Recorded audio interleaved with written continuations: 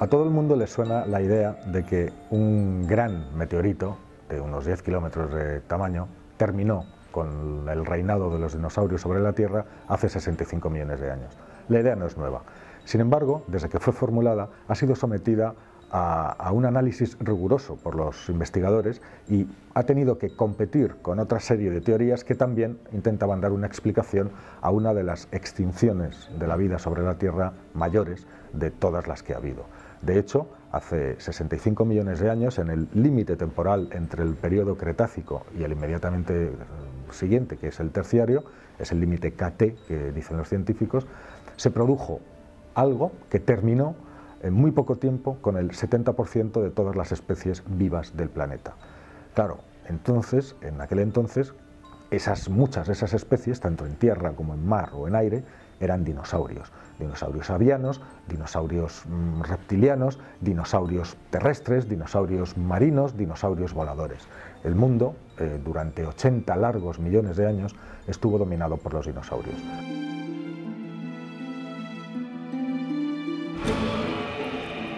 Los investigadores que encuentran los fósiles van cavando en distintas capas, en distintos estratos, y van así desenterrando el pasado. Ellos saben, se puede calcular a cuántos años tiene cada capa según se va profundizando.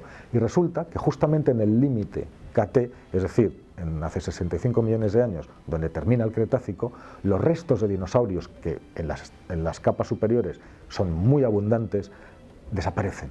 Directamente desaparecen. Por debajo de ese límite prácticamente ya no queda ninguno, es decir, desaparecieron todos. Y entre las dos, justamente entre la zona de roca que pertenece al Cretácico y la que pertenece al Terciario, hay una fina capa negra, una de pocos milímetros, una capa de polvo negro. El análisis de ese polvo negro, que rodea toda la Tierra, demuestra que es muy rico en dos tipos de cosas.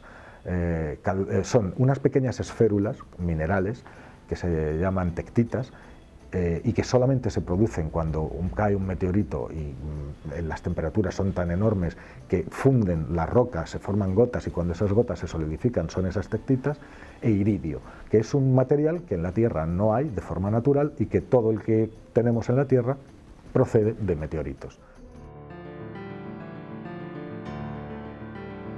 En el año 1980, hay que remontarse, un investigador americano de la Universidad de Berkeley, que se llama Luis Álvarez, y su hijo, que se llama Walter, descubrieron esta capa de iridio y, preguntándose si sería general o un fenómeno local, fueron a perforar en distintas zonas del mundo al mismo estrato, es decir, al límite KT, para ver si también ahí se encontraba esa extraña capa de iridio. Y resulta que en todas partes, en todo el mundo, existe esa capa de iridio que rodeaba el planeta. Entonces dijeron, bien, si esto es material extraterrestre, algo debió de suceder para que un cuerpo extraterrestre dejara una capa de polvo que cubrió todo el planeta entero. Debe ser algo muy grande.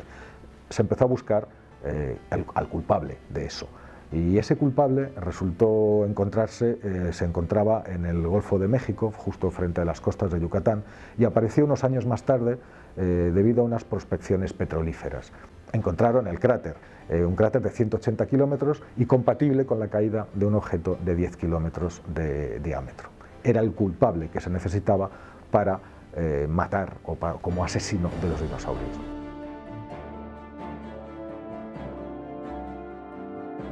Durante el millón de años anterior también sucedieron en la Tierra otro tipo de catástrofes, entre ellos gigantescas erupciones volcánicas. Tenemos como ejemplo, entre 68 y 70 millones de años, la gigantesca erupción del Valle del Deccan, en la India. Son 550.000 kilómetros cuadrados de colada de lava y el espesor de esa colada es de 2 y 3 kilómetros, es decir, debió de ser monstruoso, ¿no? Los investigadores, y toda esta historia era para llegar a esta conclusión, han dudado siempre que el momento de caída del meteorito y el momento de la extinción de los dinosaurios coincidiera en el tiempo. De hecho, era muy difícil de calcular y de hacer que las dos fechas, saber si efectivamente fueron contemporáneas o si por el contrario los dinosaurios, cuando el meteorito cayó, ya se habían extinguido o si se extinguieron mucho tiempo después. Pues ahora, otra vez, un equipo de la Universidad de Berkeley ha conseguido por primera vez zanjar esa discusión y demostrar que los dos acontecimientos, la caída del meteorito y la desaparición de los dinosaurios, son contemporáneos.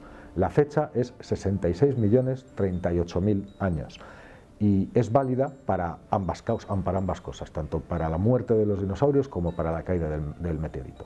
Ahora bien, esas otras causas a las que apuntábamos antes no hay que descartarlas. Probablemente, y eso es lo que piensan los científicos en la actualidad, algo empezó a cambiar en la Tierra, hubo cambios climáticos, cambiaron los niveles del mar, muchos ecosistemas quedaron destapados de agua y pudieron terminar. Probablemente hay pistas de una acidificación de los océanos, se produjeron estas grandes erupciones volcánicas, es decir, las cosas se pusieron difíciles.